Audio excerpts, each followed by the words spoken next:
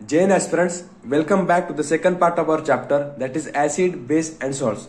So अभी तक हमने कवर किया था एसिड्स एंड बेसिस का, हमने कुछ ओवरव्यू लिया था और हमने देखा था अगर हमें बताना है कोई चीज एसिडिक है या फिर बेसिक है तो हमें हमारे पास ऐसे कौन से वेज है जिससे हम डिटरमाइन कर सकते हैं। जैसे कि हमने देखा था नेचुरल इंडिकेटर्स या फिर सिंथेटिक इंडिकेटर्स। नेचुरल इंडिकेटर का एग्जांपल है जैसे कि लिटमस, टर्मरिक, ये था नेचुरल इंडिकेटर। सिंथेटिक का जैसे कि मेथल ऑरेंज। तो इन सब चीजों का हम यूज करके बात सकते हैं कोई चीज एसिडिक है या फिर बेसिक है। नाउ इस पार्ट में हम पढ़ेंगे अबाउट मेनली एसिड।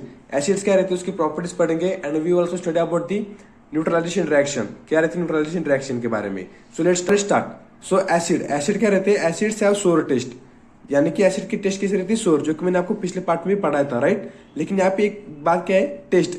यहाँ पे हमें कैसे पता चलेगा कि एसिड की टेस्ट है वो सोर है। यहाँ पे हमने कौन सा चीज का यूज किया है या फिर कौन सी इंडिकेटर का यूज किया है, दैट इज गुस्टेटरी इंडिकेटर्स, यानी कि ऐसे इंडिकेटर जो कि हम पता कर सकते हैं उसकी टेस्ट करने से। अभी आप मुझे ये बताइए, अगर हमें कोई चीज बताना है बाय उसके स्मेल से या फिर ऑर्डर से हमें पता करना है कोई चीज एसिडिक है या फिर बेसिक है, तो हमें कौन से टाइप के इंडिकेटर यूज करने पड़ेंगे, आप मुझे कमेंट में बताइए, ठीक है। नाउ नेक्स्ट प्रॉपर्टी है acidic. Acids are corrosive in nature. Then third है acid release H+ ions in aqueous solution.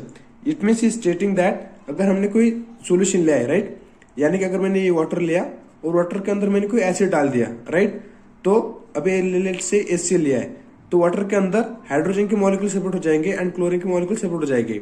और जो हमारा एसिड है, एसिड एक्वस सॉल्यूशन में H+ आयन रिलीज करता है और जो सब्सटेंस H+ आयन रिलीज करता है वही सब्सटेंस रहते हैं हमारे acid. Acids releases H+ ion in aqueous solution.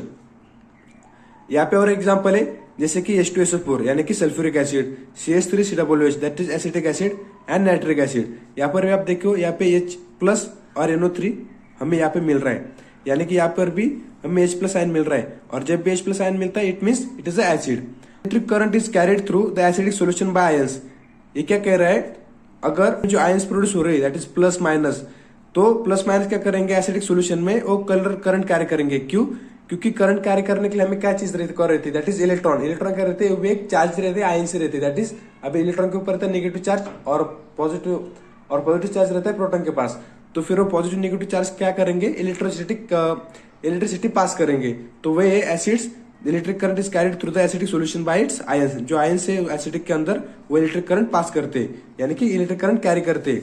Then next property, the process of dissolving an acid और base in water is a highly exothermic one.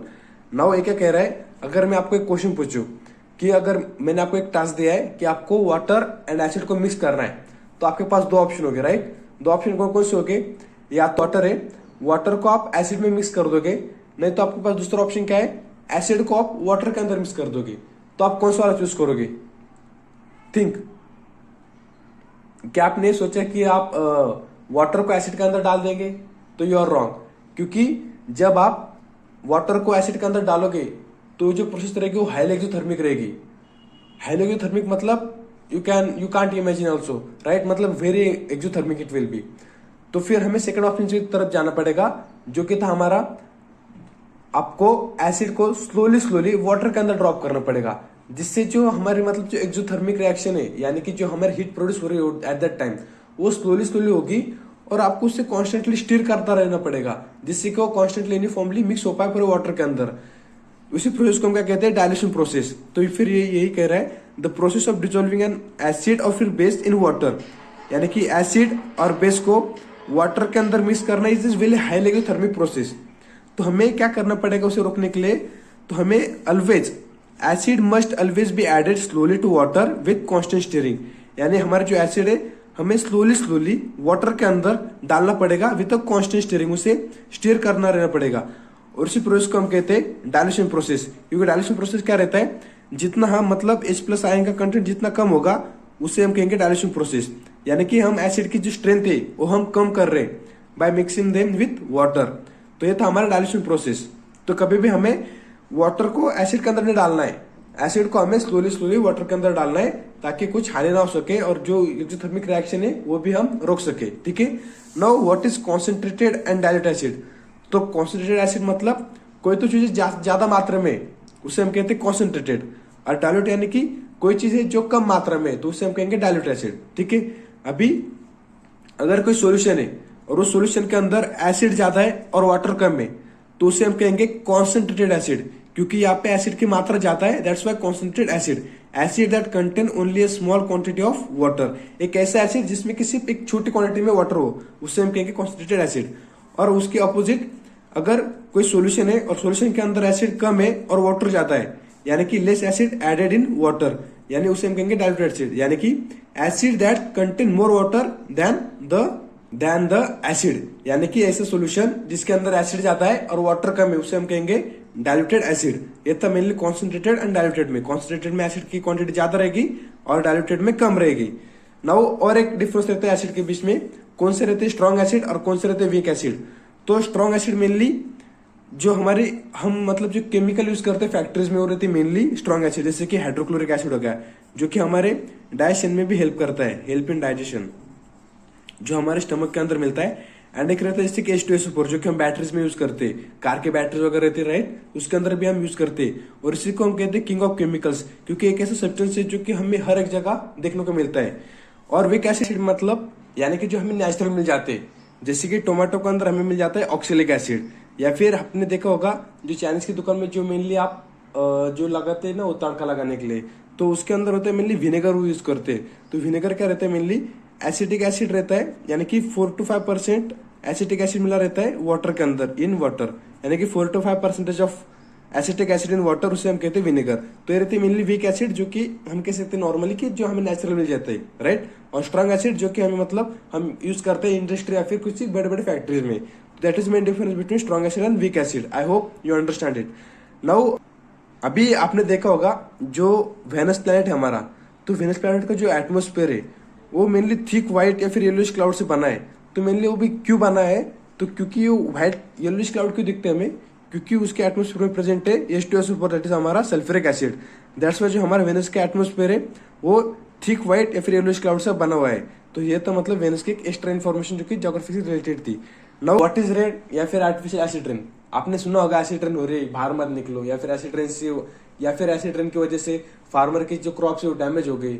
तो ऐसा आप क्यों सुन पा रहे हैं, यानी कि यार मेनली एसिड रेन क्यों हो पा रही है। तो एसिड रेन होने का कारण मेनली रीजन क्या है उसके पीछे का, वो है पोल्यूशन। वो पोल्यूशन वो भी फिर किसका, जो हमारे ऑटोमोबाइल व्हीकल्स रहते हैं, जिनके चलाने से जो स्मोक निकलता है आउटसाइड, वो स्मोक के अंदर मेनली रहते हैं नाइट्रोजन या फिर सल्फर के ऑक्साइड्स। या फिर जो हमारे बड़े बड़े फैक्ट्री रहते हैं, फैक्ट्रीज के अंदर से जो बड़े बड़े स्मोक्स निकलते हैं, वो स्मोक के अंदर भी रहते हैं हमारे मेनली सल्फर या फिर नाइट्रोजन के ऑक्साइड्स। तो यही सल्फर और नाइट्रोजन के ऑक्साइड्स रिस्पॉन्सिबल रहते हैं एसिड रेन के लिए। तो दैट्स वाई हमें कभी कभी बड़े भी सजेस्ट करते हैं कि हमें साल की पहली बारिश में बाहर नहीं निकलना चाहिए, क्योंकि हो सकता है it will B acid rain. ठीक है, क्योंकि पूरे साल का एसिड रेन या फिर पूरे साल के जो हमारे ऑक्साइड्स या फिर पोल्यूटेंट्स है, हो सकता है कि क्लाउड के साथ या फिर वार के साथ का नीचे आ जाता है। दैट्स वाई जो मेनली जो हमारे बारिश की जो साल की पहली बारिश रहती है वो मेनली एसिड रेन रहती है। तो उसी को हम कहते हैं एसिड रेन, जहाँ पे कंटेंट हो सल्फर डाइऑक्साइड का या फिर नाइट्रोजन ऑक्साइड्स का। तो ये था हमारे एसिड रेन। हम देखते हैं अगर हम किसी एसिड को या फिर किसी मेटल को एसिड के साथ रिएक्ट करते तो हमें क्या प्रोडक्ट मिलता है। तो लेट्स सी, तो जब हम मेटल को एसिड के साथ मिलाएंगे तो हमें प्रोडक्ट मिलता है एक salt and hydrogen gas release होती है। It means let's take an example, अभी यहाँ पे एसिड कौन सा है HCl और मेटल कौन सा है मैग्नीशियम। तो जब रिएक्शन होगी तो हमें रिएक्शन क्या मिलेगा या फिर प्रोडक्ट क्या मिलेगा, दैट इज MgCl2, जो कि हमारा सॉल्ट, और साथ में मिलेगा हाइड्रोजन गैस, जो कि हाइड्रोजन गैस यहाँ पे प्रोड्यूस हो रहा है राइट। तो ये तो मतलब जब हमारा मेटल एसिड के साथ रिएक्ट करेगा हमें मिलेगा सॉल्ट और प्लस हाइड्रोजन। और वही अगर जब हम एसिड को मेटल कार्बोनेट के साथ या फिर बाइकार्बोनेट के साथ रिएक्ट करेंगे तो हमें मिलेगा सॉल्ट, वाटर और साथ के साथ कार्बन डाइऑक्साइड, जो कि हमें जो सिर्फ एसिड और मेटल के साथ मिलने के बाद सिर्फ सॉल्ट और हाइड्रोजन मिल रहा था, लेकिन यहाँ पर हमें एसिड को मेटल कार्बोनेट के मिलने के साथ हमें मिल रहा है सॉल्ट, वाटर और कार्बन डाइऑक्साइड। अभी कार्बन डाइऑक्साइड कहाँ से आ रहा है, वो आ रहा है मेनली कार्बोनेट से। ये कार्बोनेट से लेट्स टेक एन एग्जांपल, अभी यहाँ पर देखो ये क्या है, सोडियम कार्बोनेट, यानी ये हमारा मेटल यानी ये हमारा carbonate, that is metal carbonate, that is sodium carbonate plus HCl। ये थे हमारे एसिड। नाउ एसिड के रिएक्शन कर रहे हैं हम मेटल कार्बोनेट के साथ, तो हमें मिल रहा है एक सॉल्ट दैट इज NaCl, एक वाटर का मॉलिक्यूल एंड एक कार्बन डाइऑक्साइड का। अभी कार्बन डाइऑक्साइड कहाँ से आए, एक कार्बोनेट से, और यहाँ पे एक सोडियम, हाइड्रोजन एंड कार्बोनेट, इसे हम कहते हैं मेटल बाय कार्बोनेट। उसे मिला है एसिड के साथ और हमें प्रोडक्ट मिला सॉल्ट, वाटर और कार्बन डाइऑक्साइड। अभी यहाँ पे कैल्शियम कार्बोनेट के फॉर्म्स रहते हैं, जैसे कि लाइमस्टोन, चॉल्क एंड मार्बल, यानी ये सब चीज फॉर्म है क्लाइमस्टोन, चॉल्क, मार्बल, ये सब फॉर्म है कैल्शियम कार्बोनेट के, जिसका मेन फॉर्मूला रहता है chemical formula that is calcium carbonate CaCO3। Now let's see what is neutralization reaction. Now neutralization reaction क्या रहती है, अगर मैं आपको कहूं अगर आपको किसी चीज को न्यूट्रल बनाना है, अगर कोई आदमी सैड है तो आपको उसको अगर हैप्पी बनाना है तो आपको क्या करना पड़ेगा, उसके अंदर कुछ जॉय ऐड करना पड़ेगा, यानी कि उसकी बिल्कुल ऑपोजिट यानी कि बिल्कुल उसकी ऑपोजिट रिएक्शन ऐड करनी पड़ेगी। अगर मैं आपको कहूँ अगर कोई चीज बुरी है तो उसे हमें अच्छी बनाने के लिए क्या करना पड़ेगा, कोई तो पॉजिटिव थिंग ऐड करनी पड़ेगी, तभी जाकर वो पॉजिटिव हो गया फिर न्यूट्रल हो पाएगी, राइट। तो वैसे सेम रहता है, अगर हमें कोई न्यूट्रल प्रोडक्ट चाहिए तो हमें एसिड को न्यूट्रल करने के लिए क्या करना पड़ेगा, या फिर बेस को न्यूट्रल करने के लिए क्या करना पड़ेगा। तो एसिड और बेस को हम जब रिएक्ट करेंगे, अभी बिल्कुल अपोजिट इन नेचर है, तो हमें वो न्यूट्रल प्रोडक्ट देंगे that is salt plus water. Let's take an example. अभी यहाँ पर हमने लिया एसिड दैट इज HCl, और यहाँ पे हमने लिया base that is sodium hydroxide. ये बेस क्यों हुआ, क्योंकि अब इसके पास है OH- आयन, यानी, और ये एसिड क्यों हुआ, क्योंकि जब हम उसे एक्वस सॉल्यूशन में डालेंगे तो हमें H+ आयन देगा, that's why it is acid and it is a base. तो जब हम दोनों की रिएक्शन करेंगे तो हमें मिल जाएगा एक सॉल्ट एंड साथ में water that is sodium chloride and साथ में हमें मिल गया वाटर। और अभी यहाँ पे एक रिएक्शन लिखी दैट इज मेटल ऑक्साइड को जब हम रिएक्ट करेंगे एसिड के साथ तो हमें मिलेगा सॉल्ट एंड वाटर। और अभी आपने देखा कि जब हम एसिड और बेस को रिएक्ट करते हैं तो हमें मिलता है सॉल्ट एंड वाटर। तो यार सेम से प्रोडक्ट कैसे मिल रहा है, यानी कि ये मेटल ऑक्साइड है, इसका नेचर किसके साथ सिमिलर होगा, राइट। यही हमें थिंक करना पड़ेगा। अभी यहाँ पे एसिड तो है लेकिन यहाँ पे कमी किसकी, बेस की, यानी कि इसका नेचर बेसिक होगा, तभी जाके हमें प्रोडक्ट मिलेगा सॉल्ट एंड वाटर, तभी जाके न्यूट्रलाइजेशन रिएक्शन हो पाएगी, राइट। तो यहाँ से हम क्या कंक्लूड कर सकते हैं, जो हमारे मेटल ऑक्साइड रहते वो रहते basic in nature, basic in nature. और जो हमारे नॉन मेटल ऑक्साइड रहेंगे, फिर नॉन मेटल ऑक्साइड वो रहेंगे एसिडिक इन नेचर। अगर मैं एग्जांपल की बात करूं तो लेट्स टेक एन एग्जांपल। अभी metal oxide, let's take an example, let's take metal Mg that is oxide अभी MgO plus acid, let's take an acid Cl, ठीक है। अभी जब इसकी रिएक्शन होगी तो हमें मिल जाएगा MgCl प्लस वाटर। अभी ये रिएक्शन इनकम्प्लीट है, इसे हम बैलेंस करना पड़ेगा। और वही सेम होता है जब हम नॉन मेटालिक ऑक्साइड को बेस के साथ रिएक्ट करते हैं तो हमें मिलता है सॉल्ट एंड वाटर। यानी अभी नॉन मेटालिक ऑक्साइड कैसा रहेगा, फिर एसिडिक इन नेचर। तो हमने बेसिकली क्या पढ़ा, जो मेनली मेटालिक ऑक्साइड रहते हैं वो मेनली रहते हैं बेसिक इन नेचर, एंड जो हमारे नॉन मेटालिक ऑक्साइड रहते हैं वो मेनली रहते हैं एसिडिक इन नेचर। यानी जब हम दोनों को मिलाएंगे फिर हमें मिल जाएगा सॉल्ट एंड वाटर। जैसे कि यहाँ पे एग्जाम्पल भी, अभी यहाँ पर क्या है, नॉन मेटालिक ऑक्साइड यानी कि कैल्शियम ऑक्साइड प्लस हमने मिला दिया उसे कार्बन डाइऑक्साइड के साथ, और हमें मिल गया कैल्शियम कार्बोनेट प्लस वाटर। यहाँ पर हमारा था नॉन मेटालिक ऑक्साइड और यहाँ पे था हमारा बेस, और नॉन मेटल ऑक्साइड जिसका नेचर रहता है एसिडिक और जिसके ऑलरेडी बेस, तो एसिड एंड बेस मिलकर हमें क्या देंगे, सॉल्ट एंड वाटर। तो ये था मेनली हमारा नॉन मेटल ऑक्साइड और मेटालिक ऑक्साइड के बारे में।